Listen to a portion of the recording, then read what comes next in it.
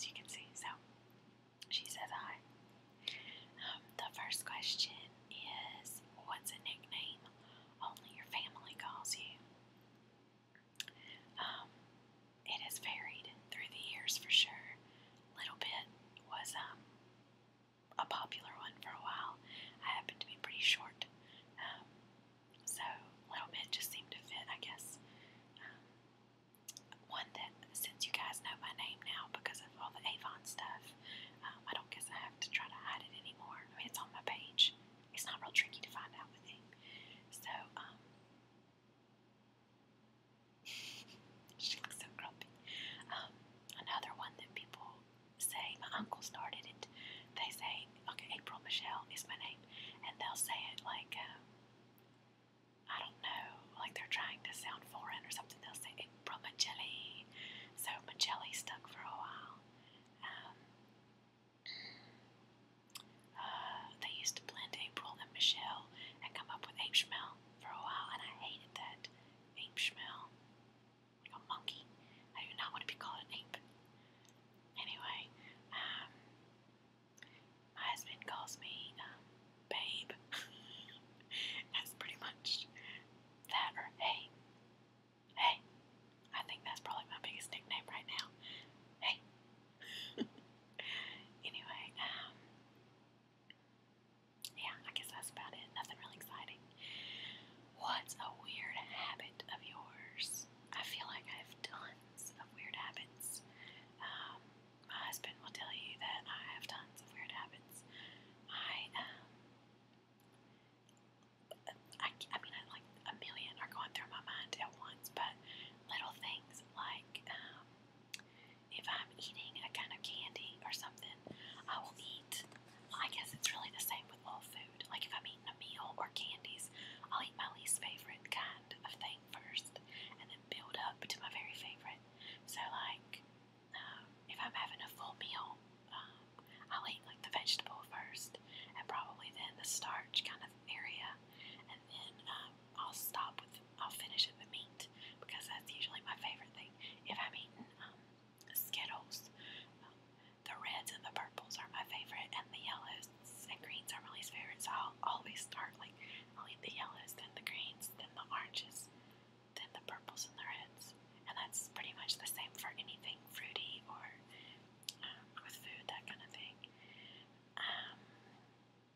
I have weird little ticky things, like if I'm turning up the volume on something on the TV, or a channel on the TV, if it goes in number increments, it has to end on an even number. Like if the volume's at 28 and I want to turn it up, 29 is not acceptable. It has to go to 30 or 32, etc., etc. And if I'm at somebody's house, like my parents obviously don't do that, so they'll, like my stepdad will turn up the volume, and I can watch it stop on 29, and I'll think, oh my gosh. The whole rest of the time I'm sitting there, I'm just thinking about, please turn it up one more notch, please turn it up one more notch. I know, that's like a sickness. Another weird habit, these are all little silly things. I've probably got tons more that are more, like earth-shattering, but if I see somebody in a movie or something that I know, but I can't figure out how I know them, I will not stop thinking about that until I go, like, look it up, or somebody figures it out. It will ruin the entire movie for me. So nowadays, my mom and my husband both know, if I say out loud, I think I know her, they like pause the movie, go figure it out, and then we can come back and start the movie. Another one along those same lines is if something's out of place in the room. Now, not like general, like your shoes are in the floor, I don't mean like that, but if a piece of trash drops on the floor, or a cup knocks over, or something like that, if I watch it happen, I cannot continue with a movie unless that's been picked up. My brain will like focus on that. I know that's ridiculously crazy, and I'm sure I have some random OCD side effect somewhere that somebody's gonna tell me about, but that's fine. I know I'm crazy. I get it. But yeah, there's lots and lots of those. I'm sure I'll think of more and do a whole video on them someday. Let's see.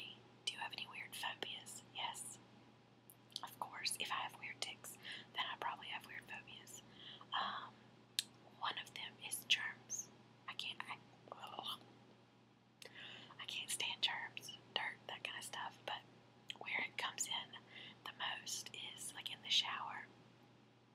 I do not want the shower curtain to touch me. If this might be too much information, I might get another age restriction on my video, but anyway, here it goes. If you're under 18, close your ears. But if we're taking a shower together, if I like touch the walls or the shower curtain and I haven't just scrubbed everything, I freak out. I know, that's awful, but it makes me sick to think about it. Also, as soon as the water turns off in the shower, I have to get out. I cannot just stand there in the shower with the water off. I'm like crazy to get out of that thing. I know. It's pitiful, isn't it? I need like psychiatric help probably. Other phobias. I don't think hating bugs is a phobia, but I'm like wigged out over bugs. Snakes and that kind of thing don't bother me at all. But a bug in my home makes me freak out. You want to talk about getting your freak on? If I see a bug in the house, I get my freak on. Yeah. I don't like clutter. Those shows like Hoarders, if you've seen Hoarders, I don't know if they have that show overseas, but in the States, we have a show called Hoarders. Oh, I'm just watching that show. It gives me the heebie-jeebies all over. Heebie-jeebies. I can't stand clutter. I can't stand mess, chaos. I need it to be, at least an attempt at order. And if it's going to be messy, I need there to be like some kind of organized messy. Like, this is where we throw our shoes on the floor in a messy heap. Or this is where the pile of dirty laundry goes. So I don't mind it there being messy spots. I need there to be order in the chaos. Do y'all hate me now? Do you think I'm weird? This thing is called Get Your Freak On. So that's what I'm doing. Exposing my inner freak. A song I secretly love to blast and belt when I'm alone. Well, another thing my husband or my mom would tell you is there is no secretly belting out for me.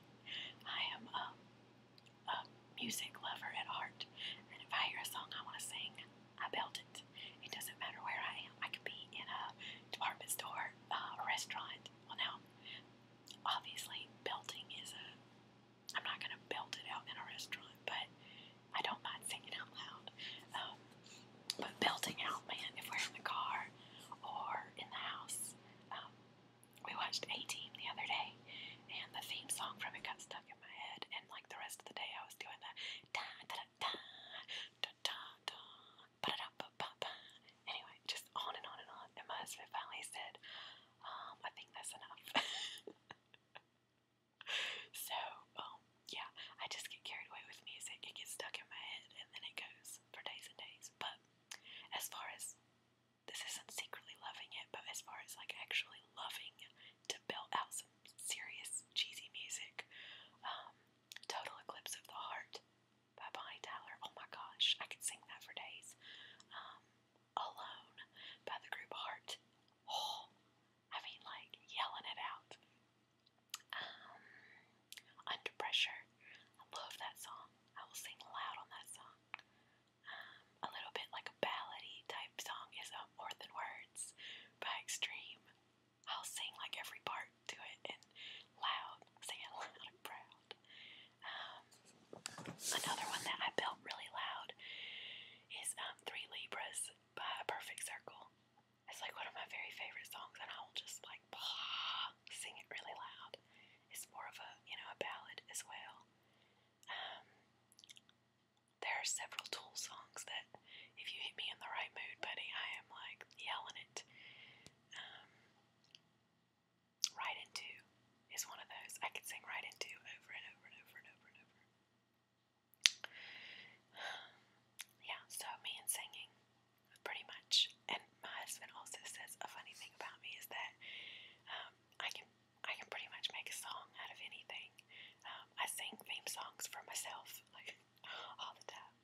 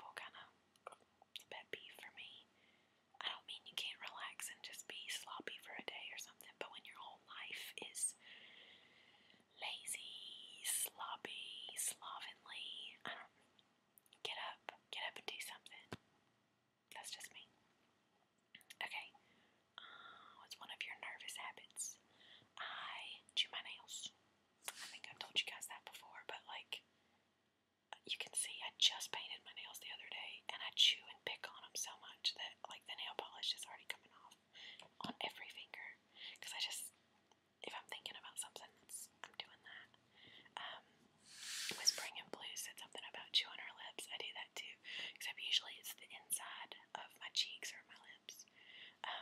When my hair was long, I don't do it so much anymore, but when my hair was long, I twirled my hair all the time. Every single picture of me ever in my grown-up years, I've got like this in my hand.